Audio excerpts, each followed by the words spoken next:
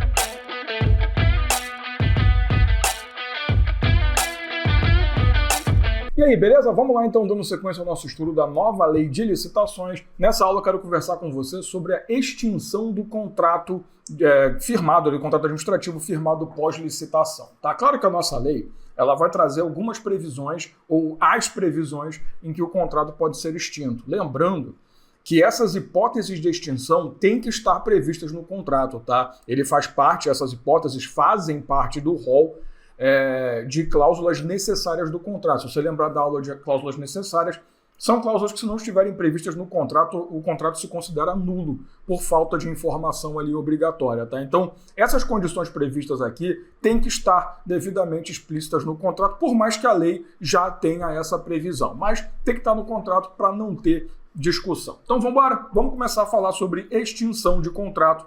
Começa tudo ali no nosso artigo 137, tá?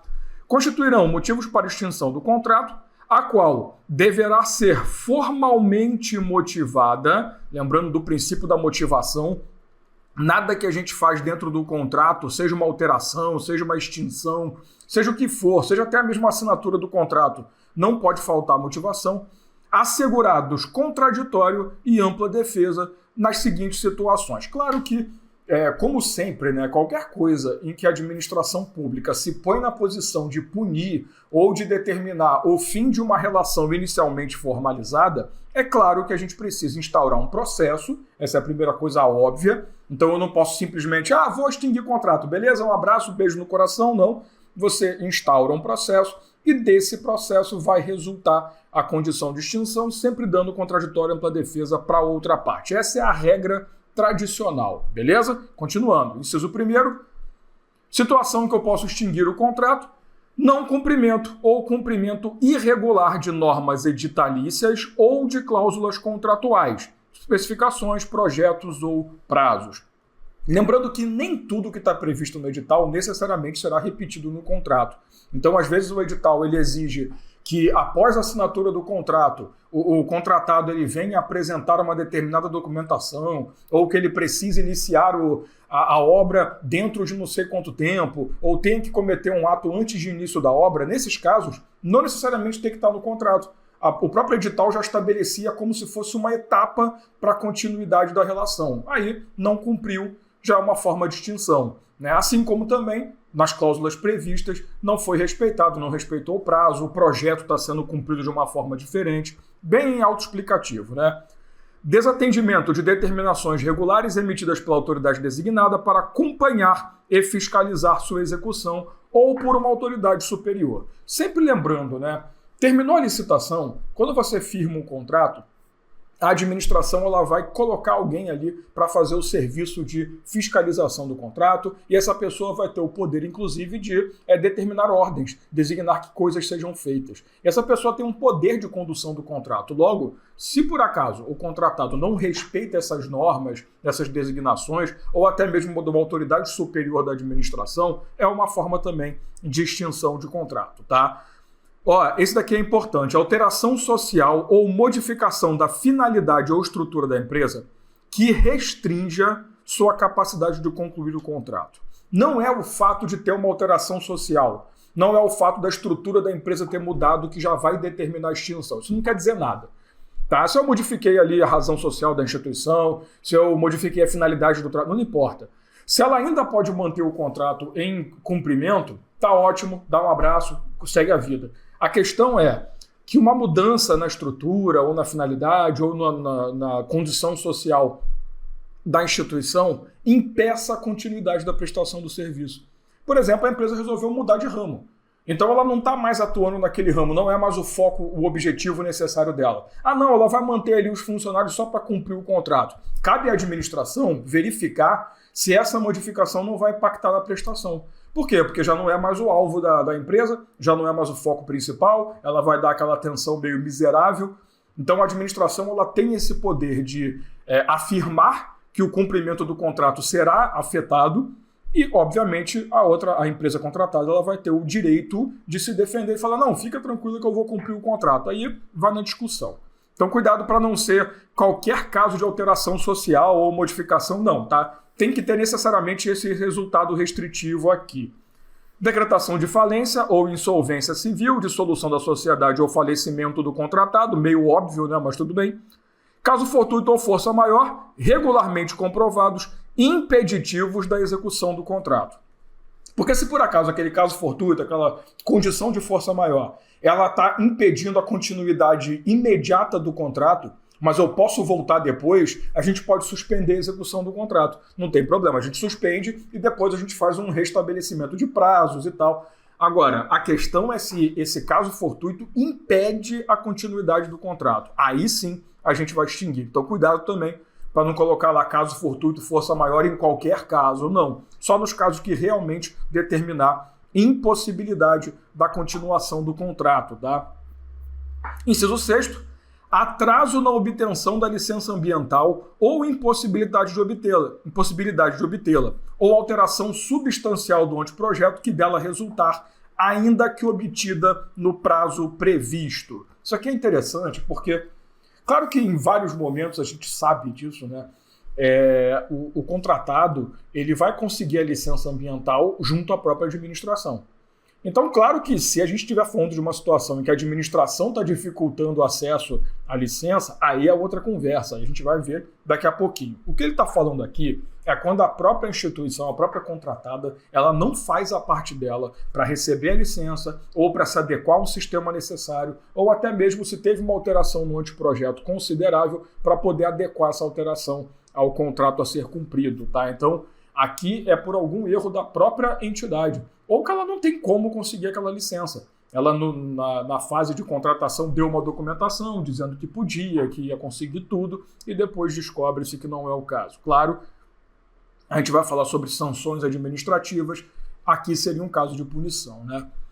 Atraso na liberação das áreas sujeitas à desapropriação, desocupação ou servidão administrativa ou impossibilidade de liberação dessas áreas. Isso aqui também é um detalhe interessante, tá?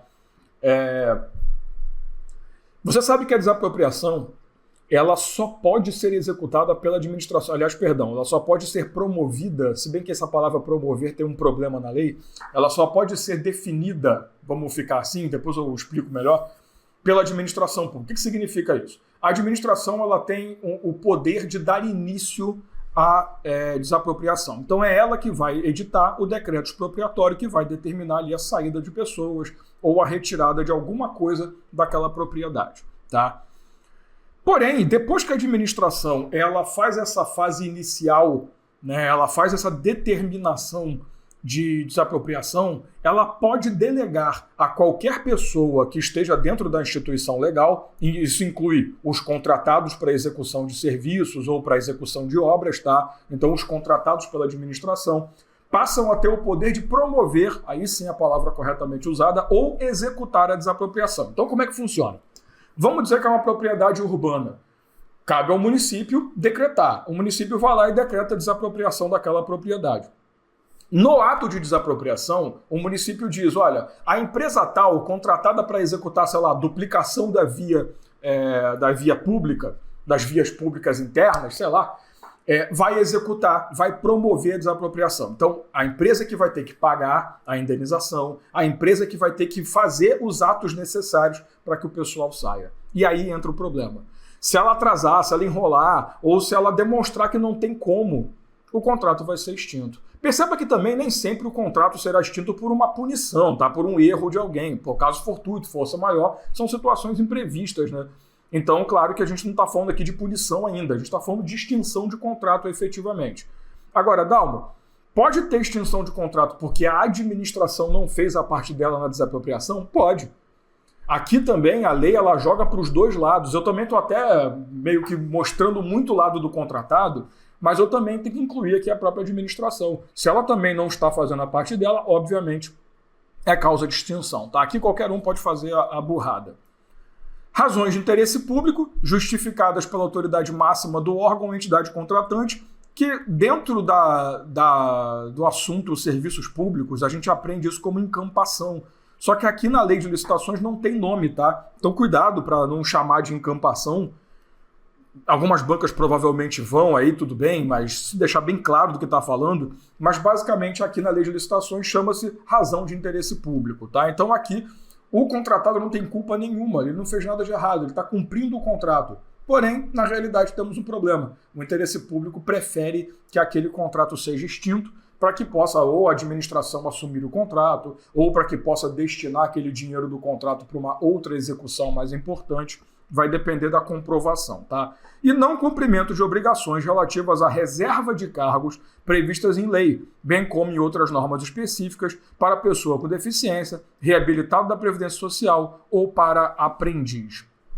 A gente sabe que uma das condições, dos requisitos necessários para a habilitação é regularidade trabalhista, regularidade fiscal e também, obviamente, regularidade legal.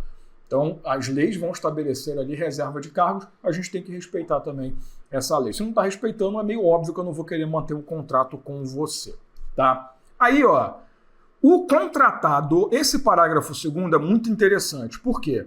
O artigo 137, ele simplesmente mostra, são motivos para extinção do contrato, e aqui sempre tendo um processo administrativo anterior. Porém, no parágrafo 2º, ele vai mostrar situações em que o contratado pode pedir a extinção do contrato. Lembrando que o particular, ele não pode chegar para a administração e falar, o contrato está extinto, muito obrigado por tudo, tchau. O particular, o contratado, ele só pode extinguir contrato mediante uma decisão judicial. Então ele vai ter que buscar na justiça que se determine a rescisão, né, a extinção do contrato. A administração não, ela pode extinguir unilateralmente. A gente viu isso lá nas cláusulas exorbitantes. Então perceba que o que o caput fala são condições em que eu preciso instaurar um processo, para quê? Para fazer uma extinção administrativa. Mas nada impede que seja uma extinção judicial. Agora, quando é o contratado determinando a extinção do contrato, somente via judicial, tá? Não há possibilidade de via administrativa. Por quê? Claro, até pode instaurar um procedimento administrativo, o que não vai render muita coisa, né? O que a gente fala de via administrativa aqui, para ficar claro, é a extinção unilateral. É chegar e falar, tá extinto o contrato. Não, isso não pode. O contratado só consegue isso por via judicial, tá? Então ele vai provar perante o juiz, tal, que alguma dessas condições aqui aconteceu. Supressão por parte da administração, óbvio, né? Se é o contratado que vai extinguir, quem tem que fazer besteira é a administração. De obra, serviço ou compra que acarrete modificação do valor inicial do contrato, além do limite permitido pelo artigo 125. Estudamos isso, a alteração unilateral de contrato. Então, se em alguma das condições ali previstas, 25 para cima e para baixo, ou 50 para cima, quando é reforma de edifício, né? A gente falou sobre isso. Se for além disso, aí, obviamente, o contratado ele pode determinar, ele pode pedir que seja decretada a extinção do contrato, porque a administração não está cumprindo a parte dela, né? Suspensão da execução de contrato por ordem escrita da administração por prazo superior a 3 meses. Lembra que eu falei? Em alguns casos, o caso fortuito, a força maior, não impede a continuidade da execução do contrato por um tempo, mas depois dá para voltar. Agora, nesse caso, a administração vai lá e suspende o contrato. Não é só nesse, a gente falou alguns outros casos também em aulas anteriores de suspensão, algumas situações em que eu posso suspender ali o contrato. A grande coisa é o seguinte, se eu determino a suspensão do contrato, o prazo máximo que essa suspensão pode executar de forma contínua é 3 meses. Tá? Então entenda aqui esses 3 meses como 3 meses consecutivos, porque depois a gente vai falar de interpolado, tá?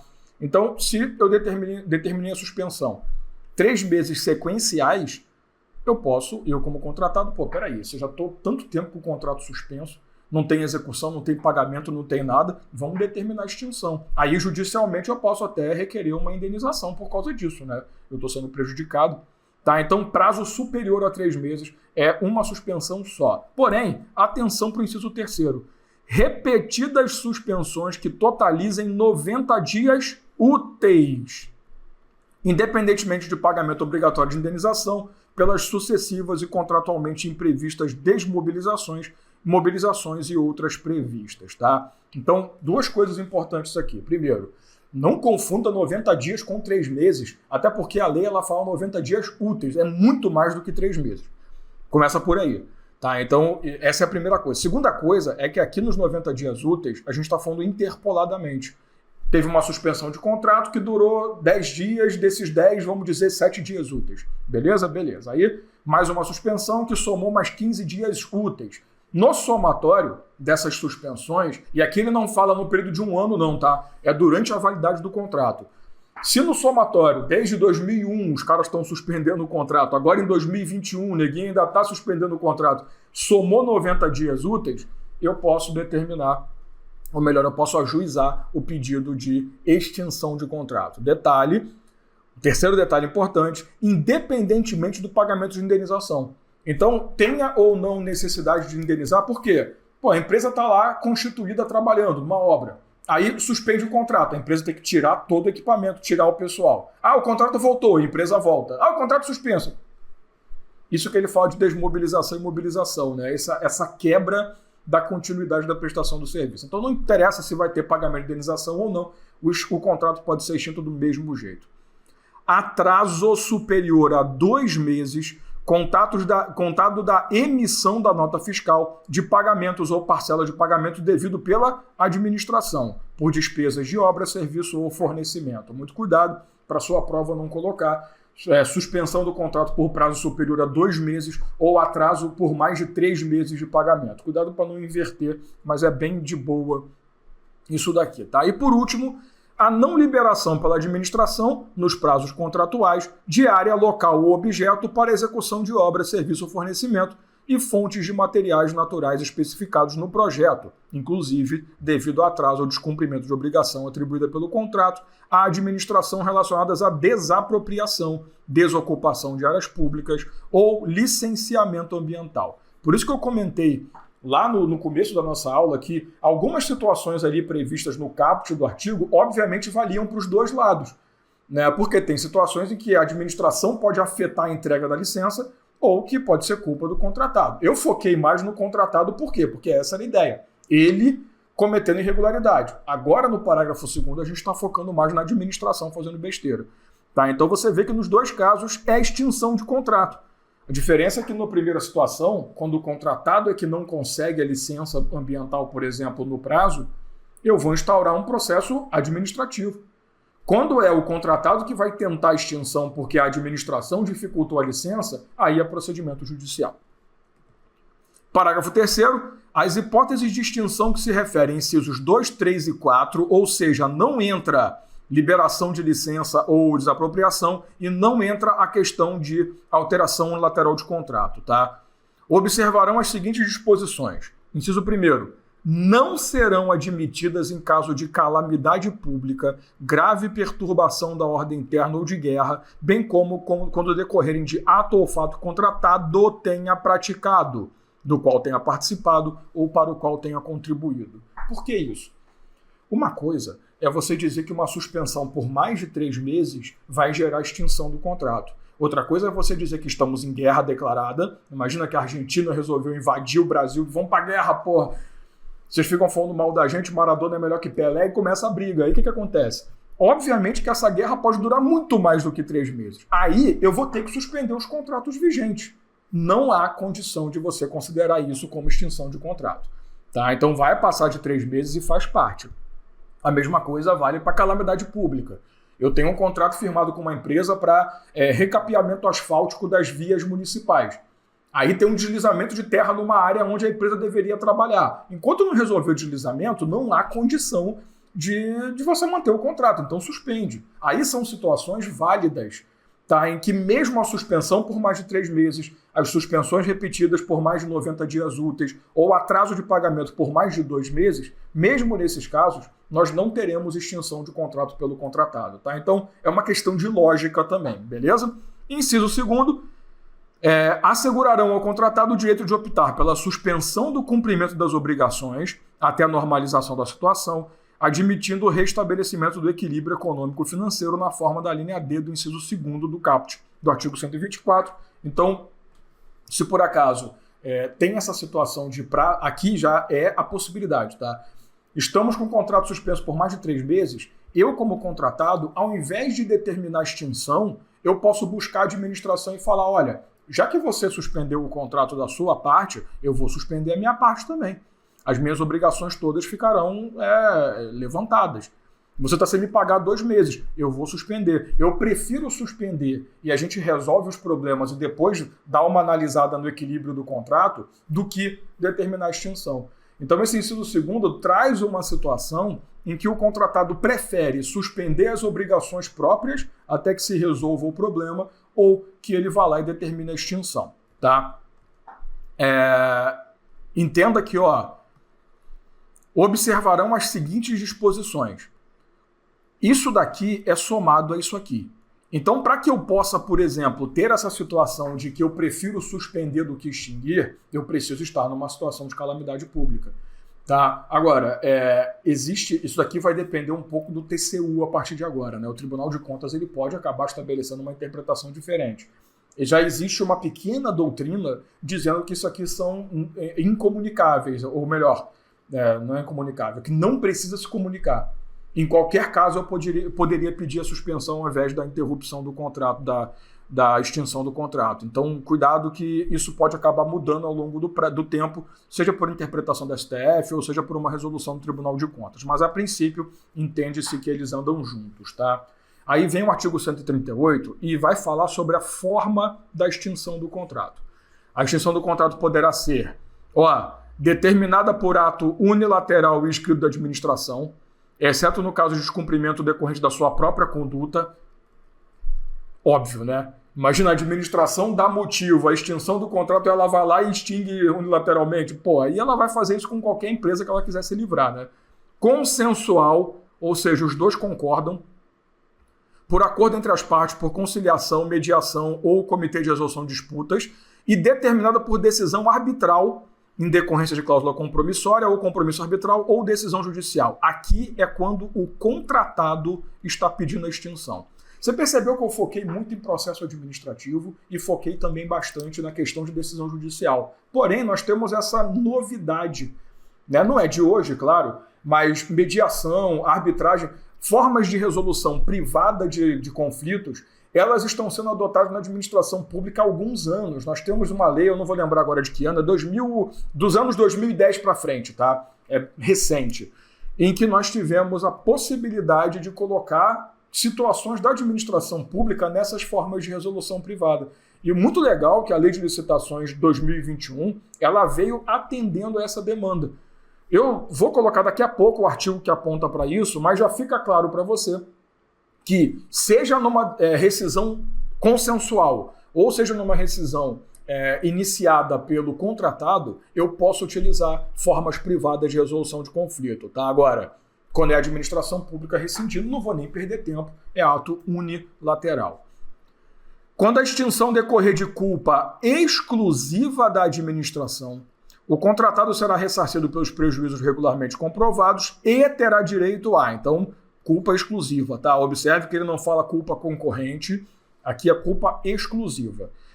Ele vai ter ressarcimento dos prejuízos, ele vai comprovar que sofreu prejuízo ali com a interrupção do contrato por parte da administração, e além disso vai ter a devolução de garantia, caso tenha sido dado, claro, pagamentos devidos pela execução do contrato até a data da extinção, que aí também, né, se a gente não recebi uma parcela ainda, vou receber, e pagamentos do custo da desmobilização. Aqui é obrigatório esse pagamento. Aqui não é independente, né? Aqui a gente vai ter, que não muda muita coisa, a gente vai ter a necessidade da administração custear a saída do contratado do local de trabalho. Beleza? Aí vem o artigo 139. A extinção determinada por ato unilateral da administração poderá acarretar, sem prejuízo das sanções previstas nessa lei, próxima aula, tá? Falaremos sobre isso, as seguintes consequências. Inciso 1º, assunção imediata do objeto do contrato no estado e local em que se encontrar por ato próprio da administração. Se você lembrar, isso aqui é uma cláusula exorbitante, é a chamada ocupação temporária, né, do objeto. Então, por que eu faria isso? Princípio da continuidade da prestação do serviço público. Se for o caso, a administração ela vai ocupar tudo o que a contratada utilizou para poder prestar aquele serviço e vai continuar com o serviço, podendo inclusive gerar uma reversão. Né? Isso é assunto de serviços públicos, mas pode inclusive resultar numa reversão. Esses bens necessários para a continuidade, que são indispensáveis, né, para a continuidade do serviço, eles podem ser revertidos como bens públicos. pode acontecer. Mas aqui é simplesmente ocupação temporária, tá? Ocupação e utilização do local, instalação, equipamento, material e pessoal empregados na execução do contrato e necessários à sua continuidade. Então, interessante que, na verdade, os dois falam a mesma coisa, né? Só que um fala do objeto, que é a finalidade, e do local, das instalações, tudo que for necessário para cumprir o contrato. Execução da garantia contratual para ressarcimento, pagamento de verbas e pagamento de multas devidas à administração pública. Meio óbvio, a gente também estudou essa questão do que é a garantia do contrato, aqui só confirma o uso da garantia do contrato para pagar ali eventuais prejuízos, tá? A linha D, exigência da assunção de execução e conclusão do objeto do contrato pela seguradora quando cabível. Lembrando que se por acaso uma das formas de garantia foi um seguro-fiança, não importa qual foi o sistema o seguro-garantia, melhor dizendo, né, que é mais cabível, mas de haver. Se for alguma coisa a ver com seguradora, pode ser que a administração jogue no rabex da seguradora. Você tem que terminar a obra, porque você é seguradora. Segurador não é só para pagar prejuízo, não. Pode ser que também tenha que assumir. Agora, tem que ver se cabe, né? Retenção de créditos decorrentes do contrato até o limite dos prejuízos causados e multas aplicadas. É como se fosse uma multa compensatória, né? O que não é muito diferente, não. A gente vai falar melhor sobre isso na próxima aula sobre sanções, tá? A aplicação de medidas previstas nos incisos 1º e 2º do caput ficará a critério da administração, ou seja, essa questão de você ocupar o objeto e ocupar o local, as instalações e pessoal temporariamente, é uma condição discricionária, que poderá dar continuidade à obra ou ao serviço por execução direta ou indireta. Ou seja, pode acontecer, inclusive, de eu ocupar o local da obra e colocar na mão de outra empresa, a segunda colocada talvez na licitação, ou fazer uma nova licitação. Enquanto a licitação está andando, a administração assume a prestação de serviço, depois repassa, sem problema. E o parágrafo 2º, na hipótese do inciso 2º, que é especificamente a utilização, inclusive, de pessoal da empresa para continuar o serviço, aqui é um pouco mais puxado, o ato deverá ser precedido de uma autorização expressa do ministro de Estado ou de seus equivalentes, né, secretário estadual ou secretário municipal, conforme o caso. Então, se for um serviço de natureza prestacional, de transporte, sei lá, você vai buscar o ministro de transporte, o secretário de transporte, e ele que vai dar essa autorização. Então, por quê? Porque aqui a administração ela vai assumir muitas obrigações, inclusive o pagamento de salários dos empregados, a manutenção dos bens. Então tem que ter uma autorização expressa para que possa fazer aquilo. Isso aqui é meramente formalidade e você sabe, banca de concurso adora cobrar essas formalidades chatas. E para a gente poder terminar essa aula específica, esse artigo 151 que é muito legal, foi o que eu falei um pouco mais cedo. Nas contratações regidas por essa lei, poderão, então fica a critério das partes, né? Lembrando que isso aqui se utiliza no caso de extinção consensual ou extinção por parte do contratado, tá? Ser utilizados meios alternativos de prevenção e resolução de controvérsias, notadamente conciliação, em que um terceiro imparcial fica ali tentando chegar num acordo entre os dois, mediação, e aqui, na verdade, enquanto na conciliação o terceiro, que é imparcial, ele tenta oferecer, vamos resolver assim e tal. Na mediação, ele só fica ali tentando fazer os dois se entenderem, mas ele não propõe a resolução do contrato. Comitê de resolução de disputas, que aqui é um grupo que vai fazer a análise, ou até mesmo arbitragem, que é quando você entrega na mão de um terceiro e fala, resolve aí. Resolve, eu não quero saber, o que sair, saiu. Tá? Então dificilmente eu acredito que caia na sua prova quais são os tipos de resolução. Quer dizer, pode até cair os tipos, mas não como elas funcionam. Porque isso aqui é uma matéria específica de estudo, né? Porém, antes da gente...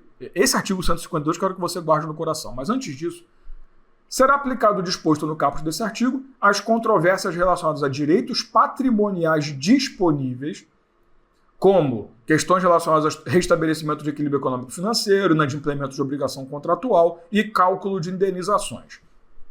Então, obviamente, aqui a gente vai usar isso para resolver como que a extinção do contrato vai acontecer.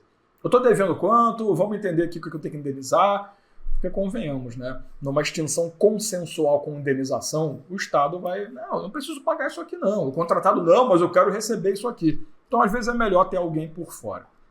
Olha esse artigo 152. A arbitragem será sempre de direito e observará o princípio da publicidade. Então, obviamente, o resultado da arbitragem tem que ser publicado. Por que esse artigo 152? Deixa eu só ler aqui logo que a gente já fecha. Os contratos poderão ser aditados para permitir a adoção de meios alternativos. Então, tanto contratos anteriores à lei ou contratos firmados depois da lei que, a princípio, não previam esses meios de resolução privados de conflito, podem ser aditados, complementados com essa cláusula nova, tá? Sem problema nenhum. O que é a arbitragem sempre de direito, né, que ele fala? Na verdade, quando a administração pública adotou a arbitragem obrigatoriamente no direito público é sempre de direito. Existem duas formas de arbitragem tradicionais. A arbitragem de direito é aquela em que você vai seguir restritamente a lei. A decisão vai se dar com base na lei. Tanto é que a arbitragem ela pode acontecer como se fosse uma decisão judicial. Então a gente parte do princípio que o cara tem que decidir na lei. Existe a arbitragem por equidade, que é quando o árbitro que vai tomar a decisão final, ele pode até meio que relativizar a lei e tomar decisão com base no que foi passado para ele. Então você dá um poder muito grande para o árbitro. Ele vai decidir de acordo com as informações que estão disponíveis para ele, inclusive deixando a lei um pouquinho de lado. Claro que no direito público a gente não pode permitir esse tipo de subjetividade. Exatamente por isso que a gente não adota a arbitragem por equidade. Aliás, juiz, por exemplo, nunca pode usar a arbitragem por equidade, porque ele tem a obrigação de seguir a lei e o direito público ele tem um princípio da legalidade como base. Tá? Então, cuidado com isso na prova. Poderá haver cláusula de arbitragem por equidade? Nunca. A arbitragem sempre será de direito, ou seja, com base na lei. Que o que a gente vai falar aqui não é a situação de extinção de contrato. Não. O que a gente falou isso na aula passada. O que a gente vai conversar aqui são condições previstas na lei em que eu vou poder impor uma sanção contratual ao contratado, né, nessa relação efetivada, e que essa sanção vai gerar ali algumas condições muito específicas. Não são sanções aplicadas por juiz. Como o nome já diz, são sanções administrativas, tá? Então eu vou aplicar isso tudo mediante um mero processo administrativo, lembrando que, obviamente, tem que ter um processo administrativo na história. Então a lei ela vai trazer várias situações em que eu, como administração pública, posso sancionar. Lembrando que isso aqui também é uma cláusula exorbitante, a aplicação de penalidades dentro do contrato, beleza? Vamos embora. Tudo começa no artigo 155, tá? O licitante ou o contratado, então cuidado que aqui entra tanto sanções que podem ser aplicadas durante o processo licitatório, quanto depois da licitação acabada e o contrato firmado, tá? Então a lei ela vai prever antes e depois do contrato também. Administrativamente pelas seguintes infrações. Inciso 1º, dar causa à inexecução parcial do contrato. Meio claro, né? Se fosse uma inexecução total de contrato, a administração vai lá e extingue o contrato, que é melhor. Aqui é inexecução parcial, uma parte do contrato não está sendo cumprida, vamos tentar resolver, a gente sanciona, que é uma forma de você meio que levar a pessoa, né, o contratado, a cumprir a parte dela. Dar causa à inexecução parcial do contrato que cause grave dano à administração, ao funcionamento dos serviços públicos ou ao interesse coletivo. Então, a grande diferença aqui é que, no inciso 1º, você dá causa à paralisação de uma parte do contrato apenas, sem muitos prejuízos. No inciso 2º, além de tudo, você causa prejuízo para a coletividade, para a própria administração. Vai ter um ponto importante mais para frente, tá? Dar causa à inexecução total do contrato. Aqui, vale a pena chamar a atenção do seguinte. Como eu falei para você, a lógica é, inexecução total, a gente determina a extinção. Porém, a administração pública ela não pode pegar tão pesado. Porque se parar para pensar, na inexecução total, às vezes a administração pode olhar e pensar, pô, cara, mas se eu decretar aqui a extinção do contrato, eu vou ter que fazer uma nova licitação, uma nova empresa chegar, vai demorar pra caramba. Vamos fazer o seguinte, vamos tentar manter o contrato agora. Então, antes de eu determinar a extinção, eu vou aplicar uma sanção. Tá? Por que eu fiz esse tratamento diferenciado? Que a própria lei faz. Se a lei quisesse tratar as duas condições iguais, teria colocado aqui, dar causa à inexecução parcial ou total do contrato. Aqui é que eu tenho uma opção, é facultativo que eu aplique uma sanção ou eu posso ir direto para a extinção. Nesses dois casos, não. Sempre serão casos de sanção administrativa, tá? Deixar de entregar documentação exigida para o certame, uma sanção aplicada durante o processo. Não manter a proposta, também processo, salvo em decorrência de fato superveniente devidamente justificado. Eu prometi para você que ia te entregar em 30 dias tantos equipamentos por tantos mil. Só que, infelizmente, teve um incêndio, e um incêndio não criminoso, pelo menos não da minha parte, pode ter sido de outro, não sei, e que eu não vou poder cumprir. Aí tudo bem. Agora, não vou poder cumprir a promessa. Peraí, você me fez de otário. Porque eu fiz uma licitação para no final você dizer que não tem como cumprir a proposta, vai se danar, vai sofrer sanção. Não celebrar o contrato ou não entregar a documentação exigida para a contratação, quando convocado dentro do prazo de validade. Até porque, se for convocado depois do prazo de validade, eu até posso aceitar o contrato, eu como contratado, ou futuro contratado, mas eu não tenho obrigação. Lembrando que, durante o prazo de validade da proposta, eu tenho que cumprir. Agora, passou o prazo, não é que a proposta perde valor. Eu até posso, vamos firmar o contrato, vamos manter a proposta que vale a pena. Ou eu posso dizer, obrigado, mas dessa vez eu não quero. Então, cuidado com essas ressalvas, tá? Na hora da sua prova. Ensejar retardamentos de execução ou entrega do objeto sem motivo justificado. Mais uma ressalva. Claro, situações de retardamento, de inexecução, tem que ter uma justificativa para punir. Apresentar declaração ou documentação falsa exigida para o certame ou prestar declaração falsa durante a licitação. Eu vou deixar um asterisco aqui, depois eu explico o porquê, mas já deixa marcadinho isso aqui no teu material, que eu quero que você destaque esse inciso 8º. Aqui, tanto durante a licitação quanto depois para assinar o contrato, documentos e declarações apresentadas são falsas. Fica meio claro que a punição aqui vai ser um pouco mais pesada, perfeito? Fraudar a licitação ou praticar ato fraudulento na execução do contrato. Isso aqui, inclusive, gera improbidade, mas estamos falando da lei de licitações principalmente. Comportar-se de modo inidôneo ou cometer fraude de qualquer natureza. Então, pode ser fraude fora do contrato que vai afetar a sua imagem. Praticar atos ilícitos com vistas a frustrar objetivos da licitação e praticar um ato lesivo previsto no artigo 5º da Lei 12.846, que é a chamada Lei Anticorrupção. Então, convenhamos que as condições de sanção administrativa são muito tranquilas. Só que você vê que a gente começa de infrações bem leves até certo ponto, e na execução total de contrato nem sempre vai gerar um baita de um prejuízo, para punições, para situações mais pesadas. Fraude, corrupção. Claro que a lei ela vai dar um tratamento interessante para isso. Então, o que eu fiz? Eu dei uma organizadinha na lei aqui nos nossos slides para ficar melhor o nosso trabalho, tá? Então, não se assuste com a bagunça que eu fiz, que é por uma questão de organização, beleza? Então, se você estiver lendo a lei aí, cuidado que você não vai encontrar nessa sequência, porque eu gosto, às vezes, de reorganizar a lei para ficar melhor a leitura, tá? Artigo 56. Serão aplicados ao responsável pelas infrações administrativas previstas nessa lei as seguintes sanções. Inciso 1º, advertência.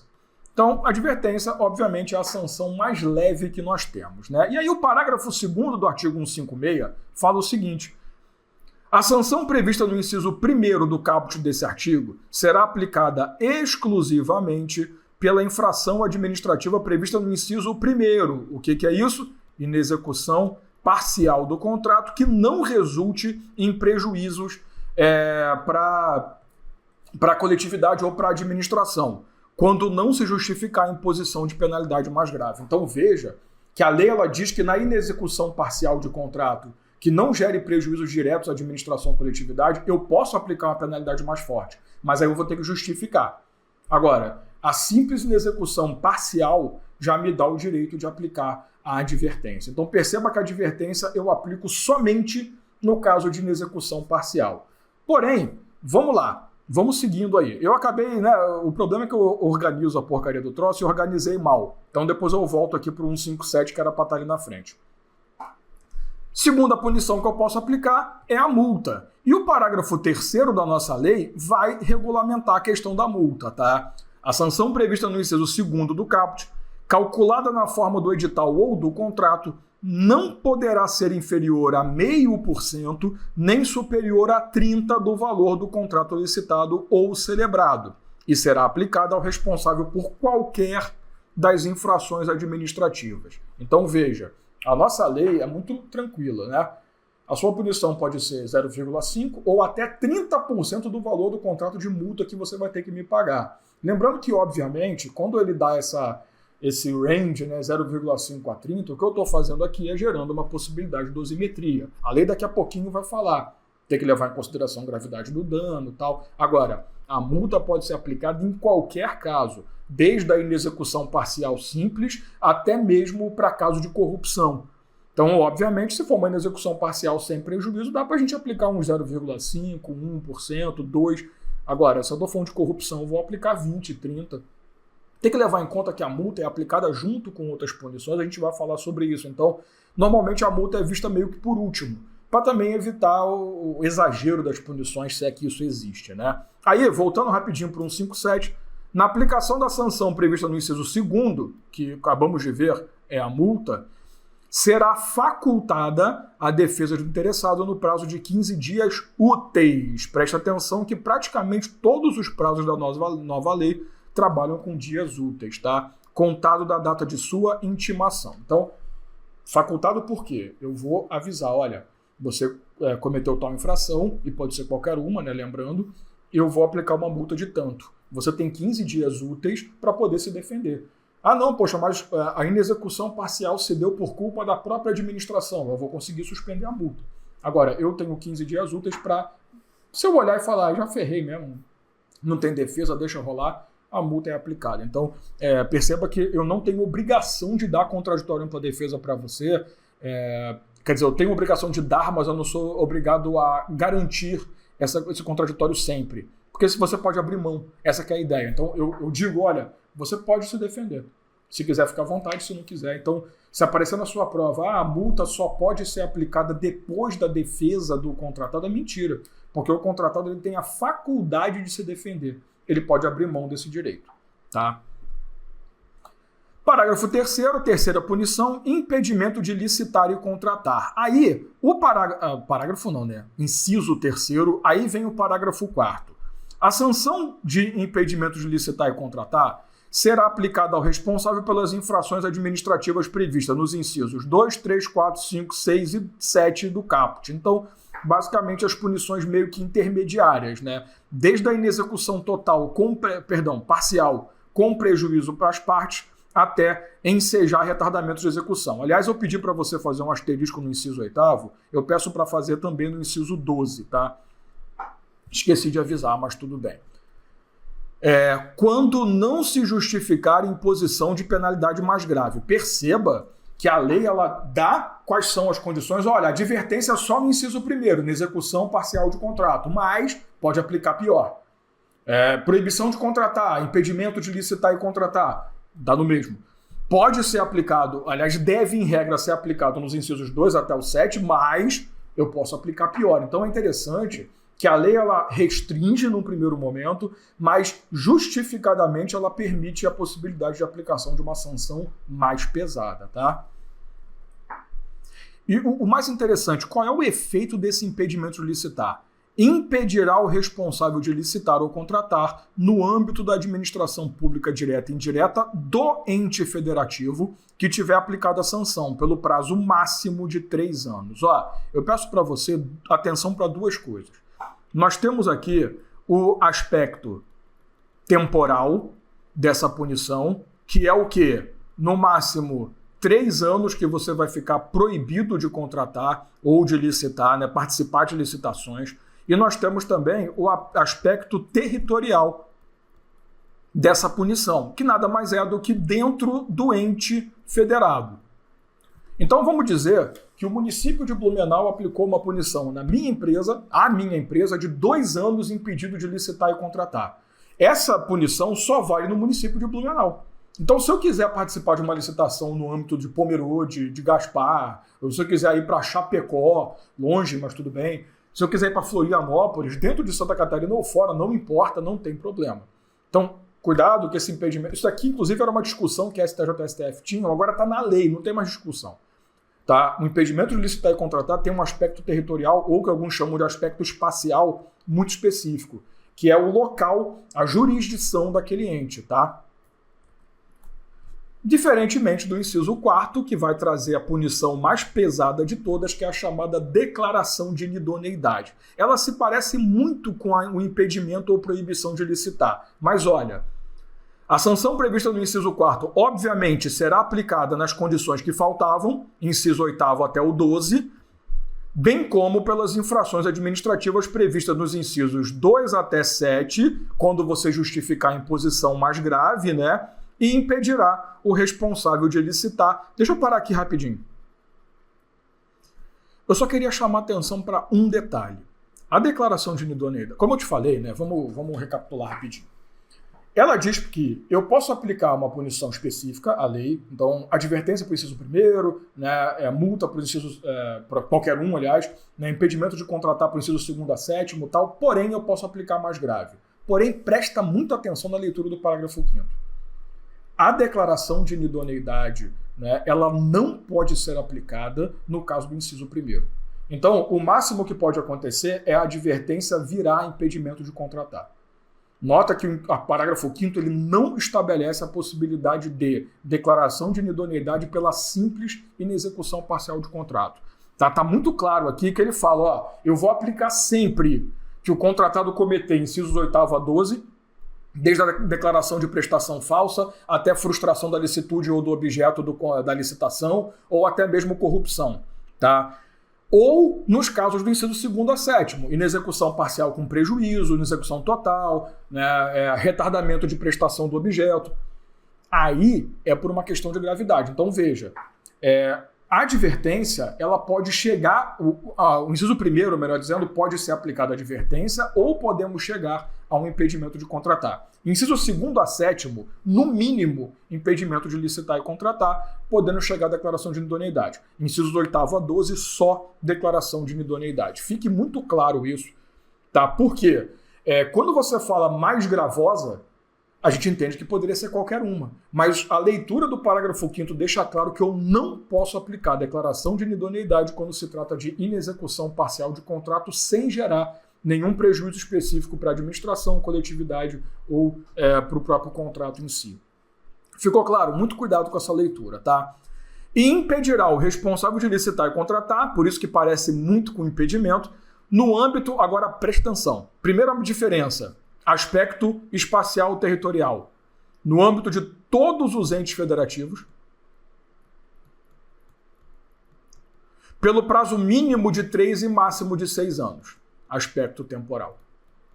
É aqui que está a diferença entre uma punição e outra. Se Blumenau aplica uma declaração de inidoneidade na minha empresa, eu não posso assinar com entidade nenhuma do Brasil inteiro. Aí já não é só uma condição local, é uma condição nacional. Aqui está a grande diferença. E outra, enquanto no impedimento é no máximo 3 anos, a declaração começa por 3 anos e pode chegar até 6 anos de punição. Muito interessante essas novidades, é aqui que a banca vai brincar. Então, cuidado. Quando que eu posso aplicar a declaração? Qualquer caso, exceto a condição de inexecução parcial de contrato simples. E quais são as diferenças territoriais ou espaciais e temporais entre as duas punições mais severas, tá? Aí, o interessante, esse parágrafo 7º, ele já é uma previsão da lei antiga e sempre cai em prova de concurso, sempre. As sanções previstas no inciso 1º, 3º e 4º poderão ser aplicadas cumulativamente com o inciso 2º. Ou seja, multa é a única punição que eu posso cumular com outras. Eu não posso aplicar advertência e impedimento. É um ou outro. Tá? Cabe advertência? Cabe impedimento. Não cabe declaração de idoneidade. Beleza, então eu escolho advertência ou, se for muito grave, impedimento de contratar e licitar. Agora, cabe impedimento, cabe declaração de idoneidade, beleza, mas eu posso aplicar multa também. Então, em todos os casos, você vê que a própria lei fala, né? A multa pode ser aplicada em qualquer situação. Eu vou aplicar a punição original mais a multa. Agora, não é obrigatório, poderá. Se eu achar que vale a pena multar também, para a punição ser bem pesada, eu vou multar. Se não, eu não multo.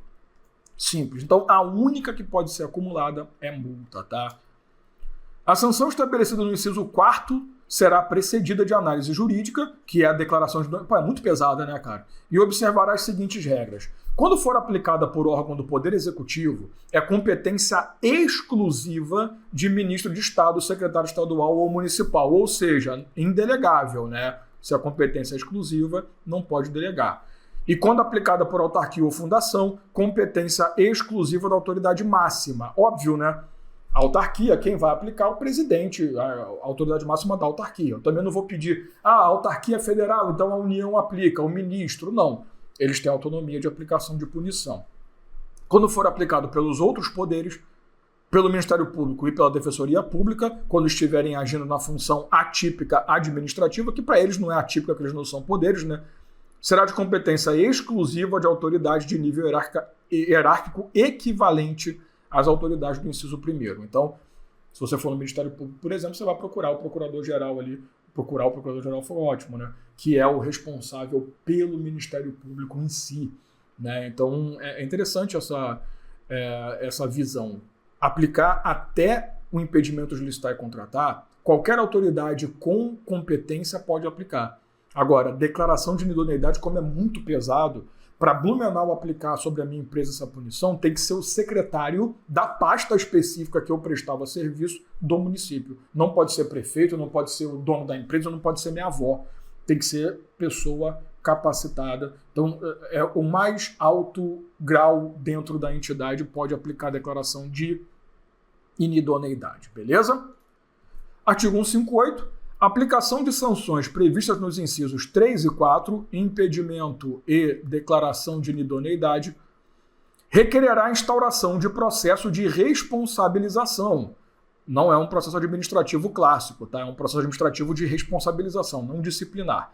A ser conduzido por uma comissão composta de 2 ou mais servidores estáveis. Isso aqui vai cair muito em prova.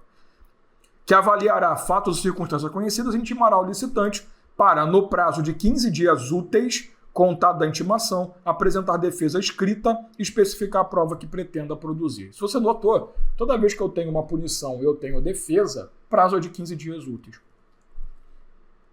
Em órgão ou entidade da administração cujo quadro funcional não seja formado de servidores estatutários, que é o caso, por exemplo, das empresas públicas, né, que vai ser empregado público, ou é caso de fundação pública, né, o cara não é estatutário em si, a comissão que se refere ao caput será composta de 2 ou mais empregados públicos, pertencentes aos seus quadros permanentes, ou seja, não pode ser um comissionado, preferencialmente com, no mínimo, 3 anos de tempo de serviço.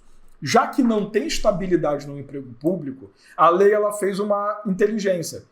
Como é que você conquista estabilidade? Depois de 3 anos. Então a gente já entende que você já está bem estruturado dentro da administração. Agora, emprego público não tem estabilidade. O que eu faço? Eu posso pegar empregado público que tenha pelo menos 3 anos de casa.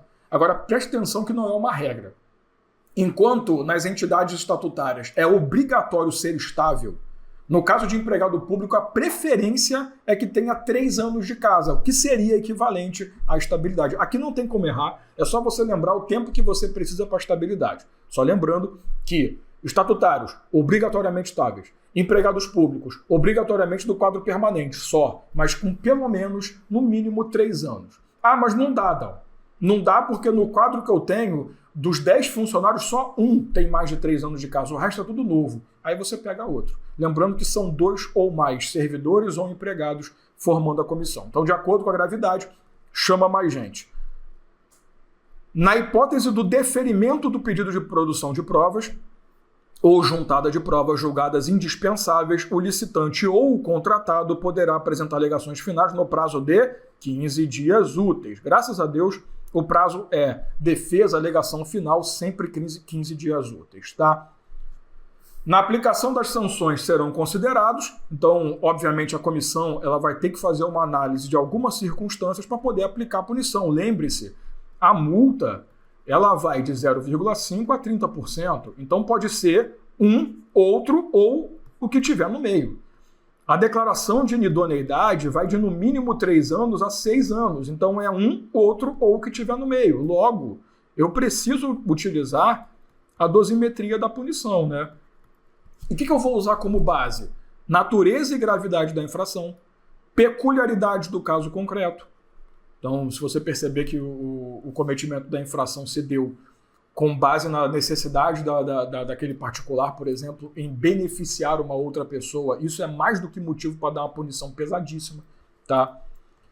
Circunstâncias agravantes ou atenuantes, claro que vai ter atenuantes também, se possível, danos que dela provierem, então quanto maior o dano, maior a punição, implantação ou aperfeiçoamento de programa de integridade, que segue a ideia da Lei 12.846, que é a Lei Anticorrupção, né? Então, se essa entidade ela implantou, ela tem um programa anticorrupção dentro da empresa, considera-se como um atenuante de punição. A prescrição do quê? Prescrição da possibilidade de punir por uma infração administrativa. Ocorrerá em 5 anos, contados da ciência da infração. Então, não é da data do cometimento da infração administrativa, é do momento que a administração pública tomou conhecimento que uma infração administrativa foi cometida pelo contratado ou licitante. Aí eu tenho 5 anos para iniciar o processo administrativo disciplinar ou de responsabilização, no caso de impedimento e declaração de inidoneidade. Será interrompida pela instauração do processo de responsabilização, interrompida, ou seja, zera, se por acaso não rodar, e suspensa pela celebração de acordo de leniência, né? Até porque a lei de anticorrupção estabelece que o acordo de leniência determina suspensão de prazos, né? E suspensa por decisão judicial que inviabilize conclusão de apuração administrativa. Então, basicamente, a regra é que a prescrição será suspensa somente no caso de instauração do processo de responsabilização, que é para a gente poder punir administrativamente, basicamente, né? A punição administrativa clássica, principalmente no caso de impedimento. Você não está entendendo nada que eu estou chegando, né? Nem eu. Impedimento da declaração de idoneidade, né? Então, instaurou o processo administrativo de responsabilização, nós teremos uma interrupção. Então, apareceu processo de responsabilização, interrompe, o resto suspende, para não ter erro, tá? Se a multa aplicada e indenizações cabíveis forem superiores ao valor do pagamento eventualmente devido pela administração, além da perda desse valor, a diferença será descontada da garantia prestada ou será cobrada judicialmente. Muito cuidado. Aqui está muito claro, né? Mas se a sua banca falar que aplicamos uma multa que era muito maior ao valor do contrato, então pegamos a garantia, mesmo assim a multa não foi paga, a administração poderá executar a cobrança de multa diretamente. Nunca. Cobrança de multa, cobrança de valores, sempre se dá pela via judicial. É um dos pouquíssimos casos em que o ato administrativo não será autoexecutório, né? Ele vai depender de execução judicial. Então cuidado com esse finalzinho aqui. A aplicação de sanções prevista no caput desse artigo não exclui, em hipótese alguma, então não tem exceção, e como a gente aprende com os professores clássicos de direito, sempre tem salvo e exceção, mentira, aqui é um exemplo que não tem, né? A obrigação de reparação integral do dano causado à administração. Aliás, reparação integral de dano é uma punição que nunca é afastada por nada, seja na lei de improbidade, na lei de licitações, na lei anticorrupção, não importa, tá? Artigo 162. O atraso injustificado na execução do contrato sujeitará o contratado a multa de mora, na forma prevista em edital ou contrato. Cuidado que essa aqui não é a multa que a gente viu lá. Aqui, o cara não cometeu nenhuma infração administrativa, mas o contrato está atrasado e ele não justificou o porquê. Além da possibilidade de aplicar uma sanção administrativa, eu posso enquadrar em algum retardamento, alguma coisa assim, eu vou aplicar a chamada multa de mora. Multa de mora tem que ter previsão no contrato, claro. Multa de mora, parece piada, mas é verdade, é a multa pela demora da execução de alguma coisa. Se você tem que pagar um boleto até o dia tal, se você pagar depois, você está pagando uma multa pela demora. Multa de mora. Desculpa, mas é verdade, né? A aplicação da multa de mora não impedirá que a administração a converta em compensatória e promova extinção unilateral do contrato com a aplicação cumulada de outras sanções previstas. Então, o cara pode se ferrar total. O que é a multa compensatória? Multa compensatória é o seguinte: ao invés de eu aplicar uma multa porque você está atrasando o contrato, eu vou pegar tudo que você tem para receber, não vou te pagar, porque vai virar uma multa compensatória, então está compensando os prejuízos que eu sofri. Então não vou te pagar pela execução até o valor que você deveria, né, receber de acordo com a execução daquele período, claro. E além de tudo, vou determinar a extinção do contrato e a aplicação de uma das sanções ali previstas de acordo com o grau de enquadramento da sua infração, né? Então isso aqui é muito louco. Agora, perceba que a lei ela fala que a administração ela pode converter a multa de mora em multa compensatória. Então, ao invés de você me pagar uma multa pelo atraso, eu estou extinguindo o contrato com você e esse valor que você deveria receber vai virar uma multa compensatória para pagar a multa e também eventuais prejuízos, tá? Então, não estou dizendo que eu vou substituir, ou melhor, que eu vou escolher uma ou outra, né? Que é uma substituição. O que eu estou dizendo é que, havendo previsão de multa de mora, eu não sou obrigado a manter a multa de mora. Se eu estiver muito puto com você, eu posso transformar a multa de mora em multa compensatória. Mesmo que no contrato esteja previsto apenas a multa de mora. Essa que é a ideia. Então, você vai pagar uma multa de mora. Não, eu não quero mais o contrato não. Porque na multa de mora, o contrato continua. Você vai pagar a multa porque atrasou, mas o contrato continua. Eu não quero mais. Então, se eu quiser extinguir o contrato com você, eu transformo a multa em multa compensatória. Tá? E para acabar, é admitida a reabilitação do licitante ou contratado perante a própria autoridade que aplicou a penalidade, exigidos cumulativamente reparação integral do dano, pagamento de multa e transcurso de pelo menos 1 ano da aplicação da penalidade, no caso de impedimento, ou pelo menos 3 no caso de declaração de idoneidade. Cumprimento de condições de reabilitação definidas no ato, análise jurídica prévia com posicionamento conclusivo. Vou explicar, tá? A sanção pelas infrações, porque eu pedi para você marcar inciso 8º e 12, do caput exigirá como condição de reabilitação implantação ou aperfeiçoamento de programas de integridade. Lembrando, inciso 8º, declaração ou documentação falsa, inciso 12, ato de corrupção. O que é isso aqui, Dalmo? É o seguinte, imagina que eu apliquei apliquei a punição de declaração de idoneidade pelo prazo de 4 anos. Você pode até se reabilitar comigo. O que é reabilitar? Eu estou antecipando o fim dos efeitos da punição. Se eu conseguir reparar integralmente o dano, se eu cumprir tudo que tiver no ato punitivo, que eu posso definir outras regras, né? Se eu estabelecer ali o pagamento da multa que você aplicou, multa toda, se tiver sido aplicado, claro. Passado 3 anos, eu já posso antecipar o fim dos efeitos. Então, você aplicou em mim uma declaração de 4 anos. Mas com 3 anos, que é o mínimo da declaração de idoneidade, eu já me reabilitei perante a administração. Então, a punição, ela perde efeito. Essa é a ideia de reabilitar. Tá? Ao invés de eu cumprir os 6 anos, eu posso, com 3 anos, me livrar da declaração de idoneidade desde que eu cumpra as regras. Agora, existe a lei vai dizer, tem que ter avaliação prévia judicial, tem que ter pagamento de multa, reparação do dano, pelo menos 1 ano quando é impedimento e pelo menos 3 anos com a declaração de idoneidade. E, se você tiver cometido apresentação de documentação ou informação falsa e corrupção, eu também vou exigir que você tenha uma criação, se você não tiver implementação, ou aperfeiçoamento do seu programa anticorrupção interno. Né? Então, essa daqui é obrigatória, essa condição de reabilitação é obrigatória nos casos dos incisos 8º e 12, por isso que eu separei eles para você. Tá? Então, muita atenção para esse artigo 163, que a reabilitação é interessante. Eu consigo, ao invés de cumprir 6, com 3 anos me livrar da punição. Agora, eu preciso atender a todos, porque, veja, a lei fala exigidos cumulativamente. Tá? Agora, mas não foi aplicado multa, então beleza, você já cumpriu, entre aspas.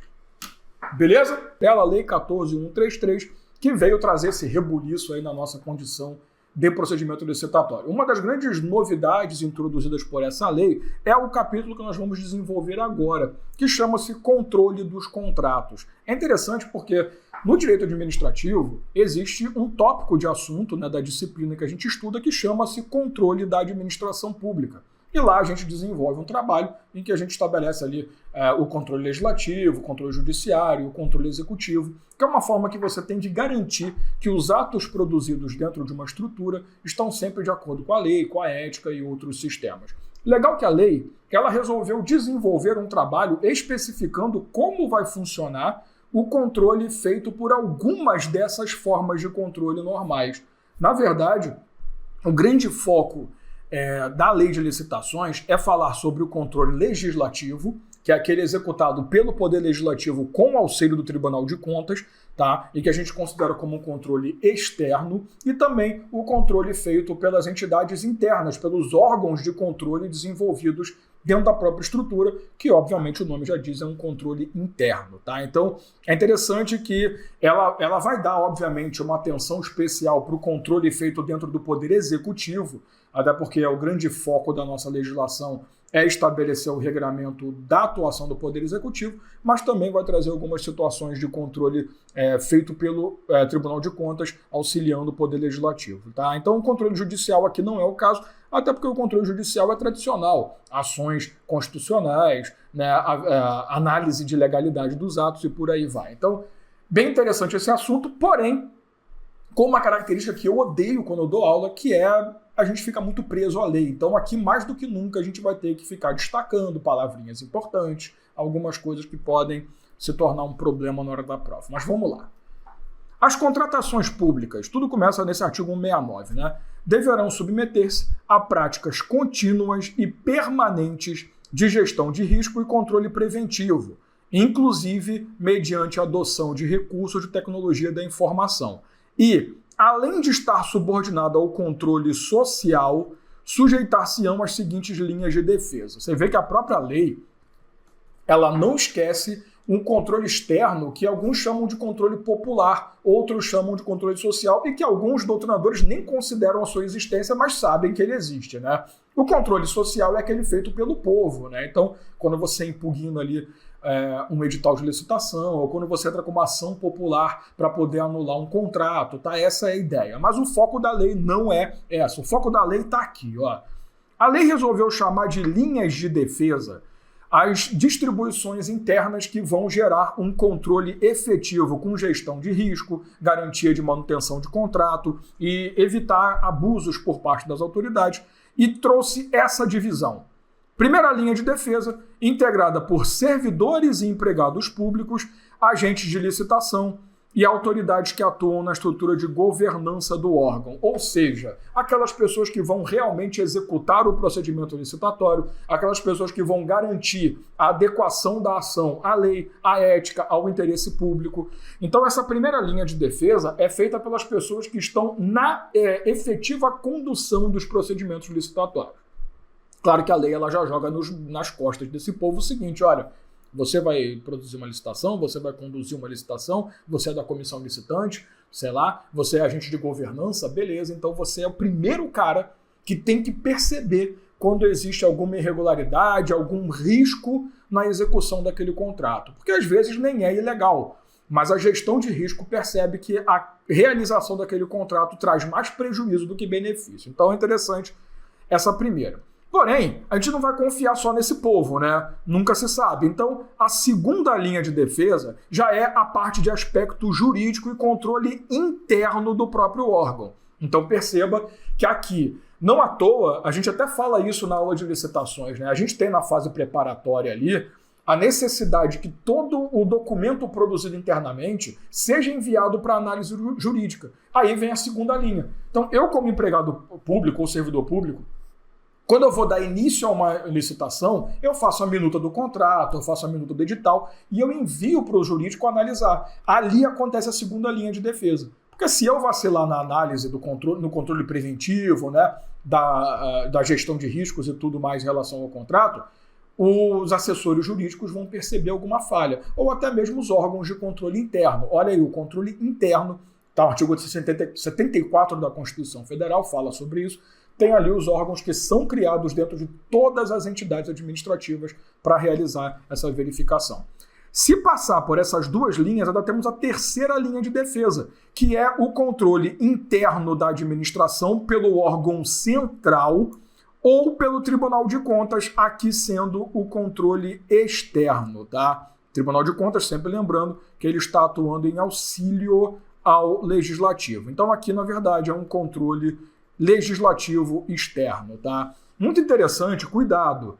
Não confunda órgão central com órgão de controle interno, porque, veja, eu atuo, vamos colocar, sei lá, INSS, Tá? Eu atuo numa secretaria regional do INSS. Dentro da secretaria vai ter um órgão de controle interno. Esse órgão da secretaria, ele vai ser um órgão de controle interno de segunda defesa, de segunda linha de defesa.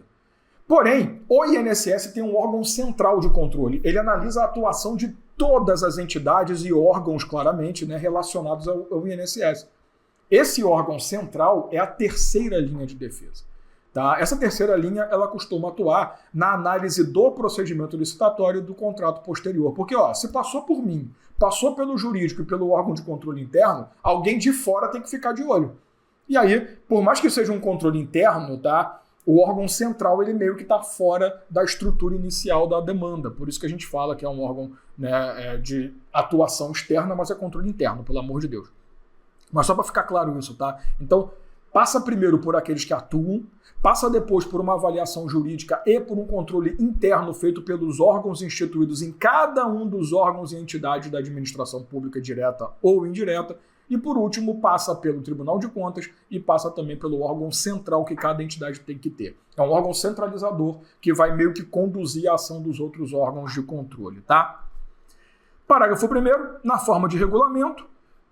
Importante daqui é só isso aqui, tá? Implementação das práticas que se refere o caput desse artigo será de responsabilidade da alta administração do órgão ou entidade e levará em consideração custos, benefícios decorrentes da implementação, optando-se pelas medidas que promovam relações íntegras e confiáveis com segurança jurídica, blá, blá, blá, blá, blá, blá, blá, blá. Então, aqui que realmente é importante para nós é quem é que tem a obrigação de fazer essa estruturação.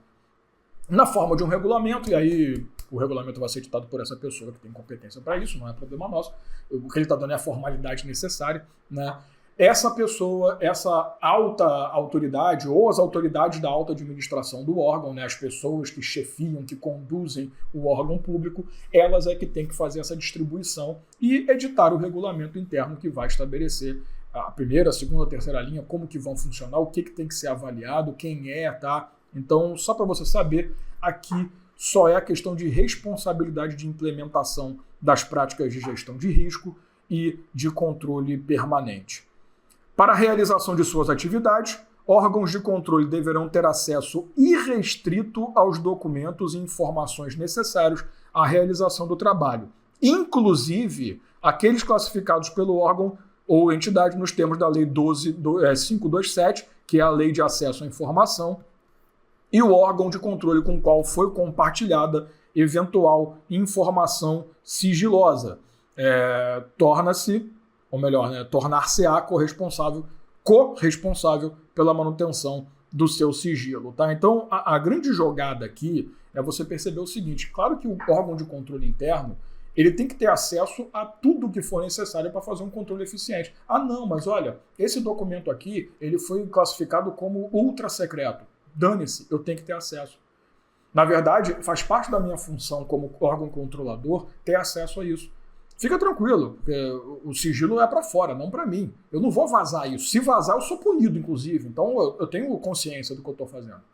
Então, é interessante isso, tá? E, inclusive, chegando ao ponto, se por acaso for uma questão de informação compartilhada, o órgão que recebe a informação compartilhada também tem que dar acesso, podendo ser considerado como corresponsável pelo impedimento do acesso à informação. Tá? Então, preste atenção na prova. Se ele chegar para você, os órgãos de controle interno de contratos administrativos, eles terão acesso apenas aos documentos que são disponibilizados ao povo ou que não estejam sob grau de sigilo.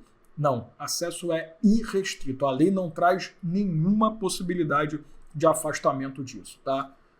Os integrantes das linhas de defesa que se referem inciso 1º, 2º e 3º observarão o seguinte: quando constatarem uma simples impropriedade formal, adotarão medidas para o seu saneamento e para a mitigação de riscos de sua nova ocorrência, principalmente com aperfeiçoamento de controle preventivo e capacitação dos agentes públicos. Ou seja, se perceberem que o que aconteceu foi um erro na formalização da licitação ou do contrato, mas não é nada que afeta, que é ilegal, que é prejudicial, a gente vai corrigir, Então, faltou assinatura aqui, então assina aqui, por favor, beleza. Na próxima, vamos melhorar. Pô, os agentes públicos estão conduzindo, que estão fazendo a primeira linha de defesa, ou aqueles que nem compõem a primeira linha de defesa, mas estão atuando ali em auxílio, né, junto à comissão, por exemplo, essas pessoas não estão devidamente qualificadas, vamos qualificá-las. Então, quando você tem um erro, um problema de formalidade, a gente busca resolver. Não vamos afetar o contrato ou o procedimento. Agora, quando constatarem irregularidades que configurem dano à administração, sem prejuízo das medidas previstas no inciso 1º deste parágrafo 3º, ou seja, vamos fazer aí aperfeiçoamento de controle preventivo e capacitação dos agentes, adotarão providência necessária para apuração de infração administrativa, observada a segregação de funções, um princípio que a gente já estudou, e a necessidade de individualização das condutas. Então, quem cometeu mais irregularidade vai ser mais punido, quem cometeu menos vai ser atenuado. Bem como remeterão ao MP cópias do documento cabível para apuração dos ilícitos de sua competência, né? Se, além de tudo, o cara cometeu uma infração que é criminal, eu não posso punir internamente, então vou mandar para o Ministério Público, tá? Então, se for um erro de formalidade, tranquilo, a gente corrige, ou se não tiver como sanear, a gente desfaz, o que é muito difícil no caso de formalidade ser algum problema, né? Só quando é obrigatória e tal, mas se a formalidade a gente resolve, pô, vamos capacitar a galera melhor, vamos mudar o manual de controle preventivo para acrescentar essa situação. Agora, se for algo ilegal, ilícito, imoral, que está afetando a administração, trazendo prejuízo, né, fraude, qualquer coisa, além de melhorar os procedimentos internos, eu também vou apurar a infração e vou aplicar uma punição individual. Eu não posso pegar a comissão inteira para julgar ao mesmo tempo, porque cada um teve um grau de participação. E se eu encontrar irregularidades que podem gerar improbidade, que pode gerar punição criminal, quem sabe até a punição política, dependendo de quem cometeu essa infração, eu vou enviar para o Ministério Público para que ele tome as providências que ele tem competência. Tá? Então, muito interessante esse parágrafo 3º para sua prova, estude ele com carinho. Os órgãos de controle adotarão, na fiscalização dos atos previstos nessa lei, critérios de oportunidade, então eu vou avaliar ali o momento oportuno de se fazer o controle e também de verificar ali o erro, informalidade, alguma coisa, materialidade, considerar o prejuízo efetivo ou não, relevância daquela impropriedade encontrada e o risco, e considerarão razões apresentadas por órgãos e entidades responsáveis e resultados obtidos com a contratação, observado o disposto no parágrafo 3º. Impropriedade formal, saneamento e correção. Impropriedade danosa, ilícitos e por aí vai. Aí você vai tomar atitudes mais enérgicas. Né? O que são essas razões? Né? É justificativa. Você vai ter que, obviamente, como a gente está falando de punição, a gente vai ter que também procurar as pessoas que foram responsáveis pelaquela impropriedade, seja formal, seja material, e oferecer a elas o direito de apresentar as razões do que aconteceu. Às vezes a gente percebe aquilo, acha que houve um erro, mas na verdade foi apenas um procedimento interno adotado dentro da lei e que a gente não entendeu. Pode acontecer, né? A gente também não é, nós de controle não somos também as pessoas mais perfeitas do mundo, pelo amor de Deus. As razões apresentadas pelos órgãos e entidades responsáveis deverão ser encaminhadas aos órgãos de controle até a conclusão da fase de instrução do processo e não poderão ser desentranhadas dos autos. Então, cuidado, sempre lembrando, o processo administrativo, seja qual for, ele tem a instrução, né, a fase de instrução inicial, né, aliás, a fase de instauração, a fase de instrução, que faz parte do inquérito. Depois da instrução, tem defesa e relatório. E nós temos ali o julgamento, né? As 3 fases e as 3 subfases do inquérito.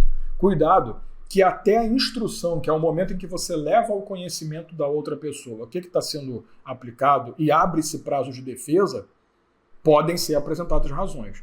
Tá? Aqui não é a defesa, aqui são razões, é explicação. Razão é diferente de defesa. A defesa já é quando a gente está conduzindo ali efetivamente a apresentação de provas de que não houve erro. Aqui são razões, tá? Então as razões vão até o fim da instrução. Para não confundir com a defesa, exatamente por isso esse dispositivo. A omissão na prestação de informações não impedirá deliberações dos órgãos de controle nem retardará a aplicação de qualquer de seus prazos de tramitação, e deliberação. Então, pedimos informação, pedimos as razões e a outra parte não deu. Dane-se, a coisa vai continuar andando. Nós vamos deliberar em cima das informações que nós temos, já que você não quis apresentar razões, não quis trazer as informações solicitadas, nós vamos agir de acordo com o que a gente tem. Vamos partir para a defesa, vamos partir para o relatório e manda para julgamento, tá? Não importa. Os órgãos de controle desconsiderarão documentos impertinentes, meramente protelatórios ou de nenhum interesse particular. Isso aqui acontece em qualquer evento processual, seja judicial, seja administrativo, né? Se você percebe que aquele recurso, aquele documento foi apresentado só para enrolar, é um documento que não tem função nenhuma, o cara vem com um calhamaço de 800 páginas da vida pessoal dele, assim, pô, isso aqui vai ser meu livro, tá? Eu caguei para sua biografia, desculpa a palavra, mas é para entender mesmo, tá? Então, assim, basicamente aqui são documentos que fica muito óbvio que eles foram apresentados com um condão meramente enrolatório, digamos assim, né? Aí, pô, não quero.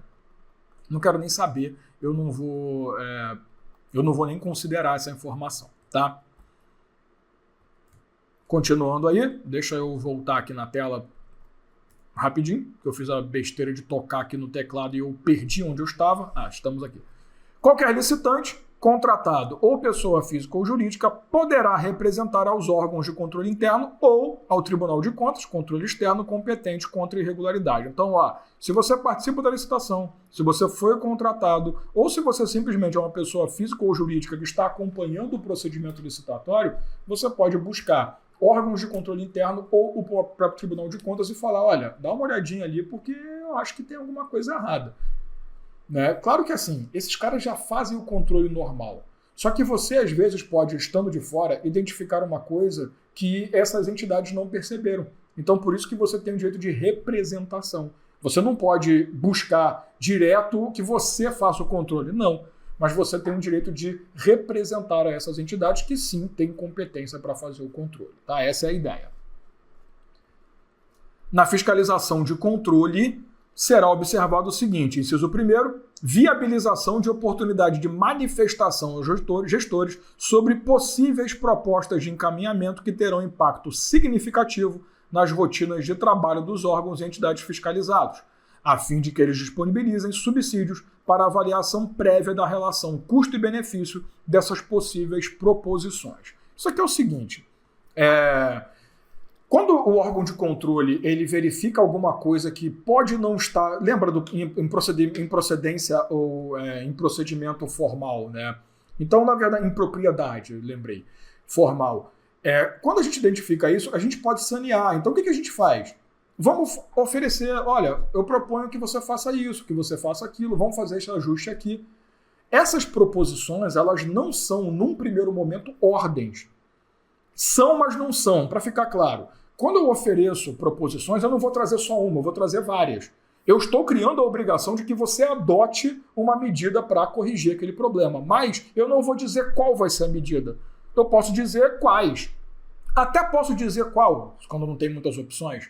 Tá? Mas o que eu quero dizer é o seguinte, quando eu digo para você, olha, a proposta de melhoria é essa, o gestor ele tem que ter também o direito de se pronunciar. Falar, olha, tudo bem, eu até posso fazer isso, mas eu vou gastar mais, eu vou precisar de mais recurso público, eu vou precisar destinar mais servidores. Então isso vai causar um problema interno, vamos conversar. Isso daqui é para evitar também que o órgão de controle tenha total poder sobre o direcionamento do contrato ou do próprio procedimento licitatório. Tá? Então por isso que ele dá o direito do gestor também ter o poder de se manifestar e pedir ajuda, falar, vou precisar de mais gente, dá para você deslocar a gente para cá, eu vou precisar de mais recursos, não está previsto, tá? A adoção de procedimentos objetivos e imparciais, até porque a subjetividade sempre tem que ficar longe, né? E elaboração de relatórios tecnicamente fundamentados. Não é aquele relatório, eu acho, baseados exclusivamente em evidências obtidas e organizados de acordo com normas de auditoria do respectivo órgão, de modo a evitar que interesses pessoais e interpretações tendenciosas interfiram na apresentação e tratamento de fatos. De novo, né? Vou até escrever de novo aqui, nós afastamos a subjetividade. Né? O controle não pode ser feito com o coração, tem que ser feito com a lei e com a razão, uma questão de óbvio. Definição de objetivos nos regimes de empreitada por preço global ou integral, ou contratação semi-integrada ou até mesmo integrada, atendido o requisito técnico, legal, orçamentário e financeiro, de acordo com a finalidade da contratação, devendo ainda ser perquirida conformidade do preço global com os parâmetros de mercado para o objeto contratado, considerado inclusive dimensão geográfica, né? Então aqui também o órgão de controle ele pode verificar que precisa se fazer algum ajuste ali quando se refere a contratos de obra, né, para poder adequar a questão local, adequar os recursos disponíveis, né? Então perceba que os órgãos de controle eles não têm a função meramente de identificar a irregularidade e corrigir, eles também têm a função de oferecer possibilidades de resolução de algumas coisas que eles identificam como errado. Pode ser que o agente público errou por falta de conhecimento ou errou de safadeza. Isso o órgão de controle é que vai identificar, tá? Ao suspender cautelarmente o processo licitatório, isso aqui é um poder que o tribunal tem. Se o Tribunal de Contas percebe que aquela licitação está andando meio esquisita, ele precisa verificar mais, porém a gente corre o risco de, durante essa investigação do Tribunal de Contas, a licitação continuar, então ele pode determinar a suspensão cautelar do processo, tá? O Tribunal de Contas deverá pronunciar-se definitivamente sobre o mérito da irregularidade que tenha dado causa à suspensão no prazo de 25 dias úteis, contado do recebimento das informações que se refere o parágrafo 2º desse artigo, daqui a pouco a gente vai falar, prorrogável por igual período uma única vez. Então, veja, quando o Tribunal de Contas precisar suspender, ele vai determinar a suspensão e ele vai ter 25 dias úteis, podendo ser prorrogado por igual período uma única vez, então até 25 dias úteis, né, para poder dar uma decisão definitiva. Claro que aqui não é suspensão porque, eu vi um erro na formalidade. Não, aqui é porque é ilegalidade. É eventual prejuízo que pode ser que a gente não consiga reparar. Porque a licitação continua, assina contrato e depois eu consigo investigar de forma definitiva, vamos desfazer o contrato, já paguei, vou ter que correr atrás para recuperar. Então, para evitar isso, o Tribunal de Contas pode, vamos suspender o procedimento licitatório e eu vou me manifestar. Para também o Tribunal de Contas não ficar, não, vamos suspender e até ano que vem eu resolvo, tem prazo, 25 dias úteis, podendo ser prorrogado uma única vez por igual período, tá? Vai ter que definir objetivamente causas da ordem de suspensão, também não é chegar, vou suspender e acabou, né? Princípio da motivação, como sempre está aqui. O modo como será garantido o atendimento do interesse público obstado pela suspensão da licitação, no caso de objeto essencial ou contratação por emergência. Nós estamos licitando para contratar uma empresa prestadora de serviço público de transporte que vai substituir a atual, que o contrato está no final e não vai ser prorrogado. Beleza. Aí o Tribunal de Contas suspende. O contrato acaba e o pessoal fica sem ônibus. Então, o próprio Tribunal de Contas ele tem que se manifestar para dizer, olha, eu vou suspender e vamos lá, vamos resolver uma forma aqui de manter o atendimento, quando é necessário ou quando é emergencial, sempre, tá? Ao ser intimado da ordem de suspensão do processo, o órgão ou entidade deverá, no prazo de 10 dias úteis, admitida a prorrogação. Então perceba que ele não fala uma única vez, por igual período, então a gente entende que pode ser prorrogado pelo tempo que for necessário, claro que não vai entrar muito detalhe. Informar a medida adotada para cumprimento da decisão, prestar todas as informações cabíveis e proceder à apuração de responsabilidade se for o caso. Perceba que é deverá. Tá? Então, avisou que vai suspender o contrato, o órgão ou entidade responsável pela o procedimento licitatório tem que se manifestar dizendo, beleza, nós vamos fazer isso, isso e isso para evitar que a licitação continue, nós vamos estar à disposição, precisar de informação, vamos embora. E se essa suspensão se deu por um erro interno, por alguém cometeu alguma irregularidade, nós vamos fazer a apuração de responsabilidade também. Tá? Tudo leitura, né? Essa parte é muito chata, ficar só lendo, basicamente. A decisão que examinar o mérito da medida cautelar que se refere ao parágrafo 1º, que é a suspensão, né, do procedimento, deverá definir as medidas necessárias adequadas em face das alternativas possíveis para saneamento do processo ou determinar sua anulação. Então perceba, em regra, a gente vai buscar uma forma de corrigir a irregularidade para manter o procedimento, porque já começou, cara. Né? Já teve dispêndio, já teve pessoal ali que atuou, primeira linha, segunda linha, então vamos tentar manter. Agora, se não tem como, anula o procedimento licitatório. Então, em regra, a gente tenta resolver, sanear o problema. Se não for possível, anula. O descumprimento do disposto no parágrafo 2º, que são as obrigações instituídas ao órgão ou entidade, ensejará a apuração de responsabilidade e obrigação de reparação do prejuízo causado ao erário. Isso aqui, se você parar, tudo tem lógica, né? Se você é obrigado a oferecer ali as informações necessárias, a dizer o que você vai fazer para conseguir respeitar a suspensão definida do procedimento, e você não faz, é óbvio que você vai ser punido. Aqui é meio sei lá, não sei nem para quê, mas tudo bem. Os tribunais de conta deverão, por meio de suas escolas de conta, promover eventos de capacitação, deverão, tá? Para os servidores efetivos e empregados públicos designados para desempenho de função essencial à execução dessa lei, incluindo curso presencial à distância, aprendizagem e tal. Então, também, já que o Tribunal de Contas é chato pra cacete e fica verificando tudo, ele também tem que estar sempre oferecendo para aquelas pessoas que atuam nos procedimentos licitatórios, seja o servidor público estável, seja o empregado público pelo menos há 3 anos atuando, pode vir a constituir uma comissão, ou aquela autoridade responsável por instaurar o procedimento licitatório, não importa.